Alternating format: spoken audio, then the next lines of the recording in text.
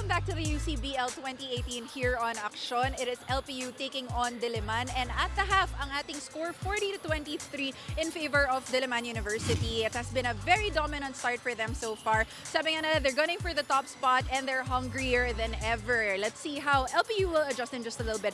Pero ngayon, silipin naman natin ang ating My PBA First 5 ni MJ Enriquez.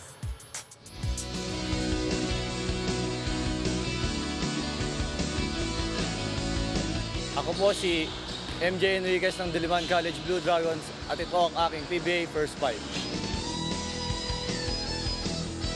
Para sa aking point guard position, ang aking napiling player ay si Alex Cabaglot dahil sa pagiging magaling niyang court general sa court.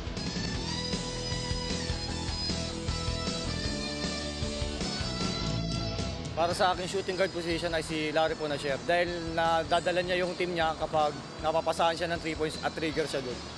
At mataas ang kanyang basketball IQ. Para sa aking small forward position ay si Gabe Norwood dahil nadadala niya ang team niya sa both offense and defense. Sa power forward position ay si Bo Belga. Nadadala niya yung team niya dahil sa physicality niya at doon nabubuhayan yung team niya. Kahit na malaki siya, mabilis siya kumilos. And at may center position ay si Junmar Pardo. Dahil kitang-kita naman natin yung presence niya inside the paint, tsaka alam naman natin na siya yung pinakamaraming nakuhang MVPs ngayon sa PBA. Muli, ako po si MJ Enriquez ng Diliman College Blue Dragons at ito po ang aking PBA First 5. Kasama ko ngayon si Mr. Jerome Ngo, ang Managing Director ng Jerry's Girl. Sir, I just wanted to ask you, what made you come to the decision to decide and support the UCBL? Of course, basketball is one of the famous sports in the Philippines. So, as a Filipino brand, Jerry's Grill is supporting one of the famous sports here in the Philippines. And sir, you mentioned that you are a big sports fan. So can we see Jerry's Girl supporting any other sports in the near future? I think so. Yeah, of course, we'll do. Aside from basketball, are there any other sports that you love to watch?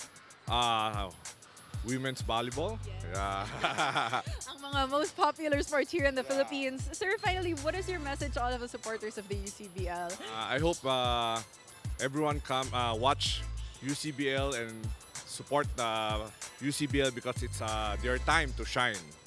Thank you so much, sir, for taking the time to talk to us. Balikan na natin ang ating laro. Jotin Charles. Thank you, Carla. At the half, Diliman College pa rin po ang angat dito sa LPU Batangas, 40-23.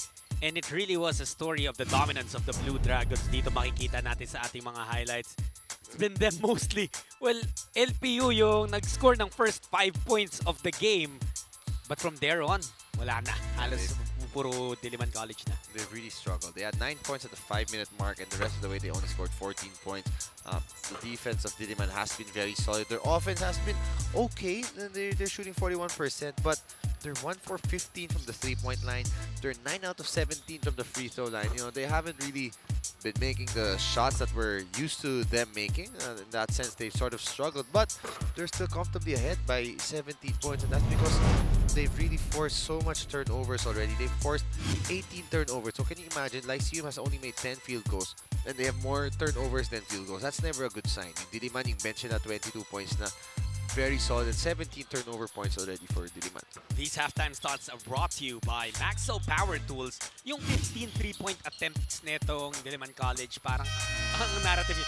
Try lang natin kung ma-shoot. Hindi, okay, let's score some other way. Pero puro open threes eh. Those are the shots that they normally make. Si Kokia, Brutas, I mean, you know, they make them, but today, no. As you see the leading score, Sila Pasaran has been the bright spot for Lyceum sa Diliman. Very balanced, so many guys stepping up. Sila Pasaran actually leads his team in points, rebounds, and assists as well. 9, 7, and 2 for that guy. However, not a lot from the other guys. Pero yung Diliman naman, the same thing. Darang leads his team in everything. Points, 7, rebounds, 6, assists, 3. Eh, mag-1-on-1 na lang kaya yung dalawa. Hindi pa napagod yung mga kampi nila. But one guy we're missing is sa LPU, yung hinighlight natin before this game started. He's only good for 2 points. Meron namang 3 rebounds, 2 assists. But Charles, 1 of 4 from the field, may 4 na turnover pa. Masakit yun coming from your main guy if he's having a subpar game against a superior squad. Mahirap talaga manalo sa ganun. So they need him to have a better outing in the second half if they want to try and win this game. Pero ito si John Mahari on your screens, hindi pa nga rin ganun pumuputok. He only has 3 points, has only taken 3 attempts. How about this? At the half, Charles, meron na siyang 6 na steal. So naman yung interesting inbounds of Lyceum. Deflect pa ni Mahari. Masakit sa kamay yun, yung, yung tunog na narinig natin, parang that ball jammed his finger. He's okay. Mulunda kontra kay Mahari, nawala ng space. Referee says it's because of the blocking foul na ipipito niya kay John Mahari.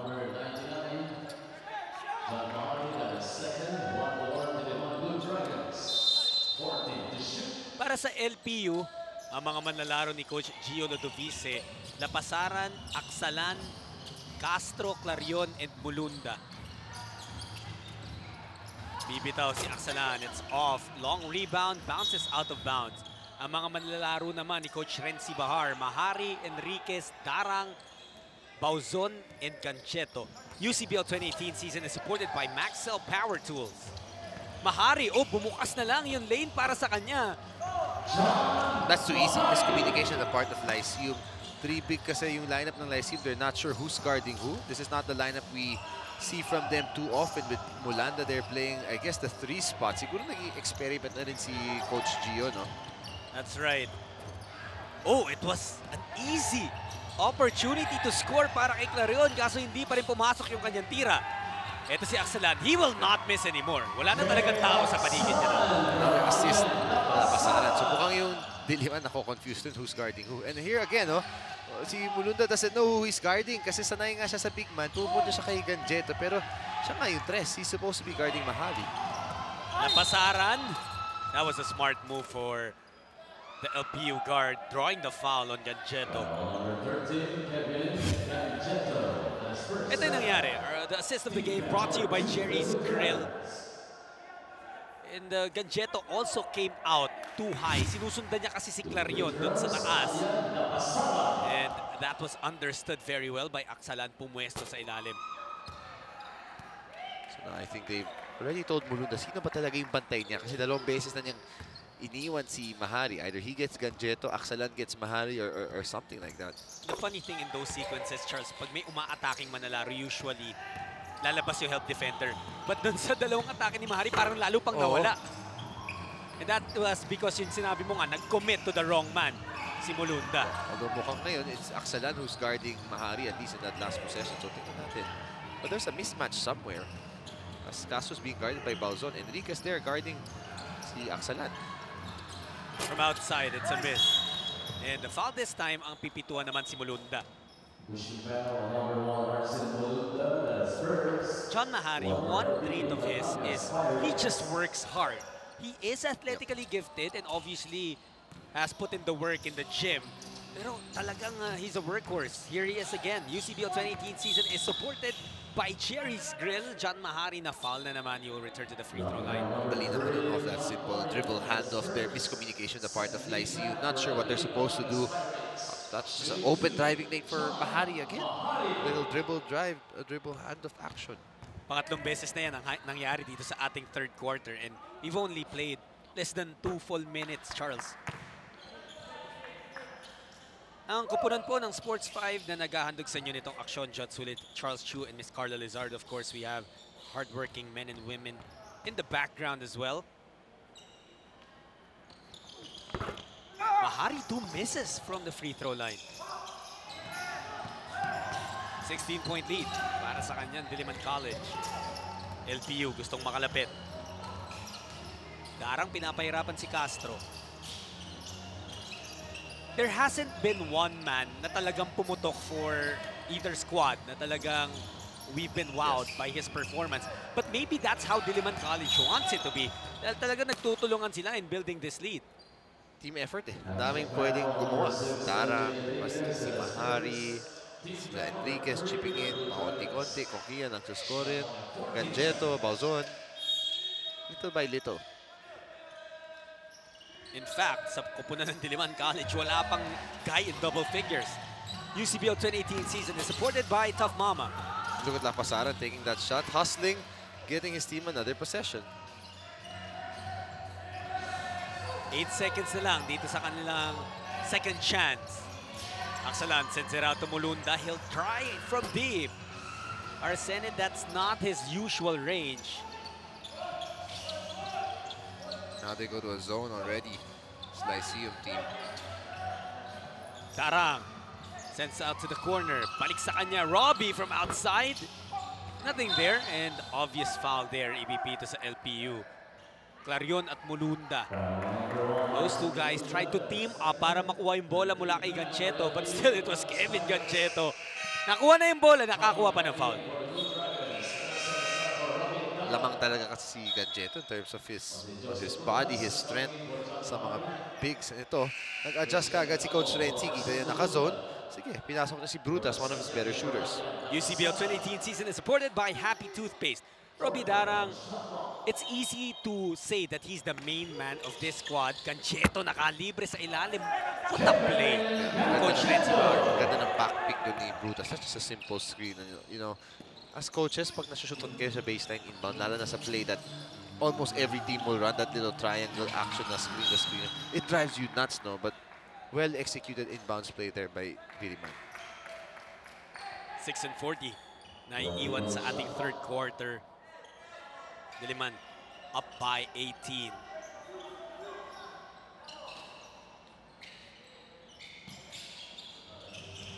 Si Salazar ngayon na magpapahirap dito kay Castro.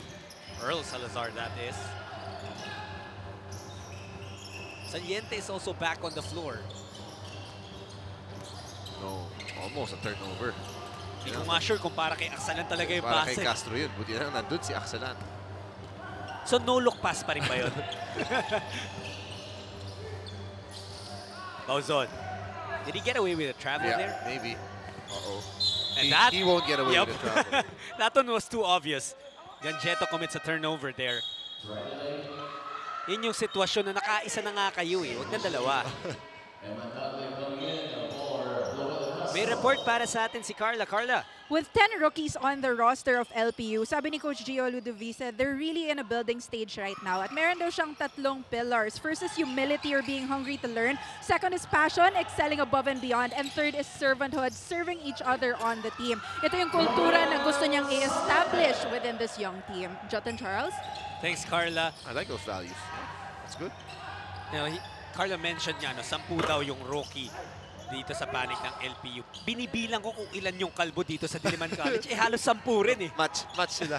Pero sabi nga natin, iba sa Diliman, kalbo pero di naman rookie. Oh, that's right. But like Carla mentioned earlier, if you're just joining us and you missed the report of Miss Carla earlier, kaya maraming kalbo dito sa Diliman College. It was part of the rookie initiation. Pero yeah, you know, you can tell this Lyceum team is still a very young team. They will get better, especially na since puro bata. Wow. And we've seen progress aside na. Oh, bad fall again there. Itong mga bigs kasi ng Diliman, talon ng talon eh. Mga jumping chuck si Gancheto and Bauzon. But they got up there to challenge that. Absolutely. And they kasi are very, very physically gifted. They can get up there. They can block shots. Gaano man kataas i-float up ng mga players ng LPU. And that's why they're always making an attempt for that. Charles, I want to get your thoughts on that. Kasi there are many situations nangyayari yan sa basketball. Yung defender kakagat, and then the offensive guy will carve out a little space, taking the legs out of the defender to draw a foul. May argument bang maging offensive foul yun? For me, hindi. Kasi, well, I think you have to read this first. Okay, UCBL 2018 season is supported by Cafe France. No, Thank you very much. For me, parang mahirap rin eh. Kasi if not, you have to protect yourself eh. If kung papapayag ka lang na bumagsak sa'yo yung guys, so you kind of have to maybe move out of the way or I guess get good position. Fish for the foul. Yeah. Kasi advantage mo yun, napatalon mo yung defender. You wanna try and get that end one. If you just stand there under, he's just gonna smack you. For me, that's okay. But if you know talaga na tumalon na, tapos tiningnan mo, and sinadya mong isahod talaga and undercut him without even going up for the shot, then I think that's a different story already. Madali namang makita yun, no? Kapag may ill intention na to hurt someone who's mid-air. Oh, what's hurting LPU right now, the same thing that hurt them in the first half. Yung mga turnovers nila, they piled up a few more here in the third quarter at lumaki na lamang ng Diliman College to 22. We have this timeout brought to you by Jerry's Grill.